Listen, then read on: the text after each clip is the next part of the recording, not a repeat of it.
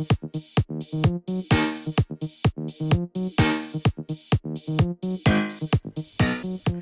everyone, I'm Scott Zillner with Toy Wizards, that's toy-wizards.com, and I love toys. Yo, Joe! Welcome to a special G.I.Joe report here at Toy Wizards, that's toy-wizards.com. I'm your host, Scott Zillner, and we got done with an incredible media roundtable event with some of the product designers of G.I. Joe.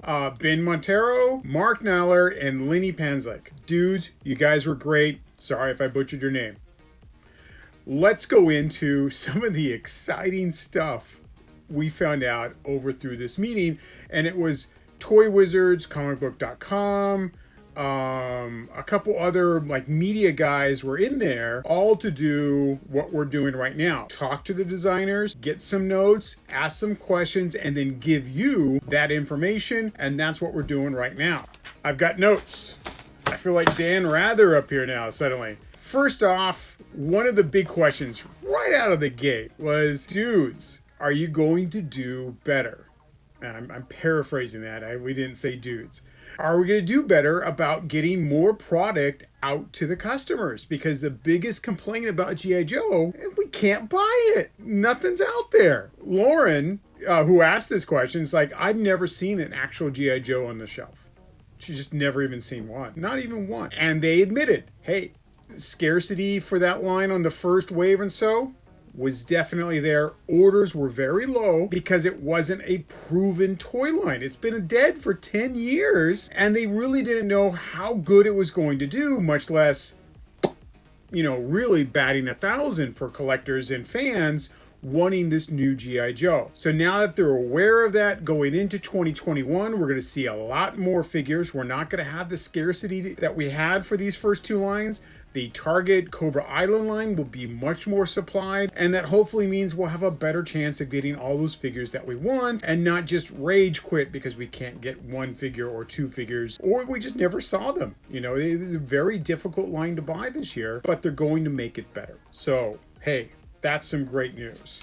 Let's see, I'm going to refer down to my notes because there's so much to talk about from this meeting. They're going to do second runs of some figures. This is very good news for those of you that missed out or just could not get some of those figures.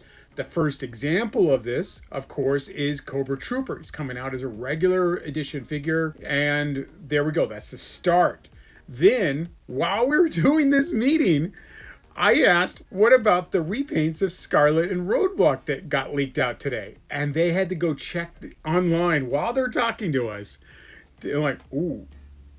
Yeah, we can't comment on that. It's like, yeah, we're doing repaints. And that's one of the ways that they can get figures that maybe you missed on the first wave to come back out. They're also going to do some re-releases. So we can expect to see figures that we missed that first time around. Storm Shadow, the Amazon exclusive. It was online for quite a while, but a bunch of us still never got it. The Cobra Island waves, I'm sure we'll see a repaint of Beachhead. We already saw a repaint of the Cobra Trooper. And of course, Baroness was quoted. We will see more of her later. So she will come back out. We will get her. She probably won't come with the coil cycle. She'll come independently boxed. Hey, great.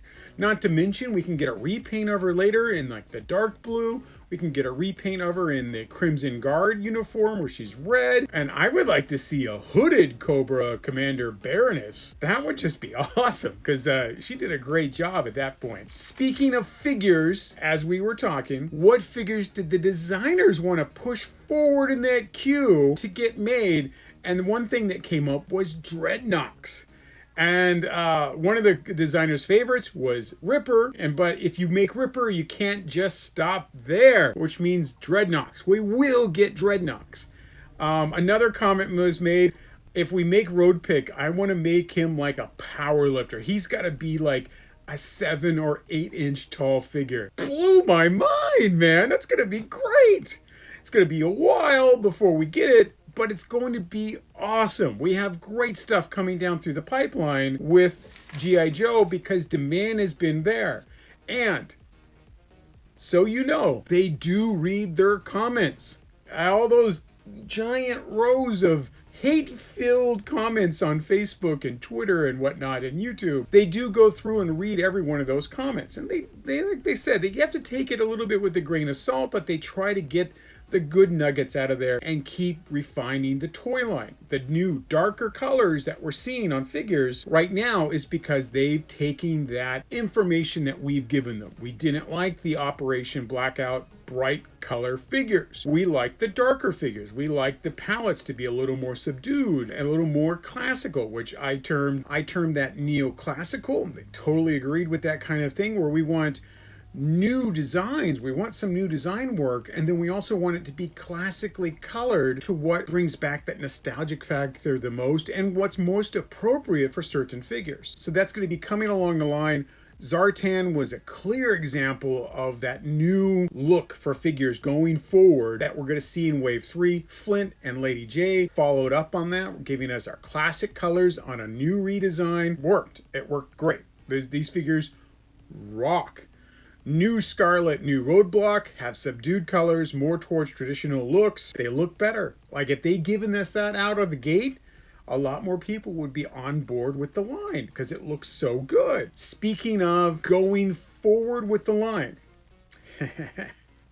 one thing they said, they do want to do stuff that's mission specific. So we're going to see Arctic missions, desert missions, jungle missions. We already got a Arctic Storm Shadow, which is also based on the 90s Ninja Force. So are we going to see figures in chronological order or random throughout? Random throughout. They're just going to keep giving us waves with what they think's the best figures appropriate for that wave. Are we going to see more 90s stuff come up? Yes. They admitted that on the thing. It's on the sheet. They were going to see more 90s stuff come up through these properties. We're going to see like the 90s Ninja Force. Slice and Dice had come up, and I was a big proponent to see Slice and Dice. I thought those were great. A question I did not get to ask was that with the Marvel Legends Red Ninja, we now have, quite a few ninja figures to choose from, and the fact that the accessories combine, that would have been a nice question to ask about whether or not we get more ninjas, since the Red Ninja they released is more of a Night Creeper feel, I've always thought. Again, just not enough time to answer some of these questions. It's too bad, because it was great. It was great stuff. Retro card back line. Now, they weren't calling it the retro line. This is for the 4-inch scale figures that they've been releasing through Walmart. Apparently the retro card line, as it was referred to, has been doing very well. Roadblock has a new head, and that head was meant to look like the classified head to tie the lines together. The 4-inch retro card line is supposed to be a line out there that's at a cheaper price point, easier accessibility, unless you go to Walmart, you can't find it, and to get new people interested into the line. Again, G.I. Joe's been dead for 10 years, basically. I can't believe that. But they have to get new people into the line. The retro card line has actually been doing very well, and they're going to continue to produce retro card line toys as we've seen the third wave of it come out. We also noticed the third wave came out with less accessories. And part of that was explained where they want to give you just whatever your loadout is for that mission, and therefore just what you need for that figure for whatever specific reason that figure was being made. They're going to keep making kind of these best of figures for the retro card wave. Are we going to see more vehicles for the retro card wave after Fang? Don't know. That wasn't asked. I don't have an answer for it. Let's see. What else can we talk about? There was a question online about Entertainment Earth listing Flint and Lady J as Wave 4 figures, where Zartan and Cobra Trooper were considered Wave 3, along with Cobra Island. All of those figures are considered Wave 3 figures. Wave 4 figures have not been announced. I also asked about Major Blood and Barbecue. Are those part of Wave 3?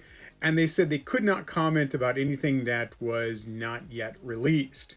So they kept their mouth shut, but I'm sure those things are coming. There was a smile, a glint in his eye about that, and it was simply something they can't talk about. Something that was brought up, another great thing that was brought up, could we expect to see a Baroness and Destro 2-pack like we saw Rita Repulsa and Lord Zed 2-pack for Power Rangers? And that was a good idea to them. So that might even come up in the future, the idea of a 2-pack with Destro and Baroness. we might get it. And I wouldn't say no to that. That would be great. With the Snake Eyes movie not coming out as it was supposed to, it made some kinks in their G.I. Joe release plans. And they're filling those plans and moving blocks around, which is why we're going to see some things moved around because they want to stage stuff for the movie for next year instead of it being this year as everything got messed up. That might also be why Wave 3 has been broken up so much as in delivery schedules. Some of those holes with those figures would have been kept up with Snake Eyes movie stuff. We asked about what other figures could we see from the movie, and all they kind of said is that the movie has a lot of potential for figures. We'll have to wait and see. That means go to that IMDb page and start looking up what we might get for the G.I. Joe movie and what figures might be made in the Classified series just for that. And once you start looking down that line, this will be a further article, don't worry. It gives you some good ideas what we might see. From everything I've heard, the Snake Eyes movie is going to rock. That's pretty much my report here for now. I'm sure I'll write up some more articles about what we talked about. Anything needs more detail. Until then, thank you for watching. Thank you for subscribing. Thank you for being a fan. And of course, most importantly, Yo Joe.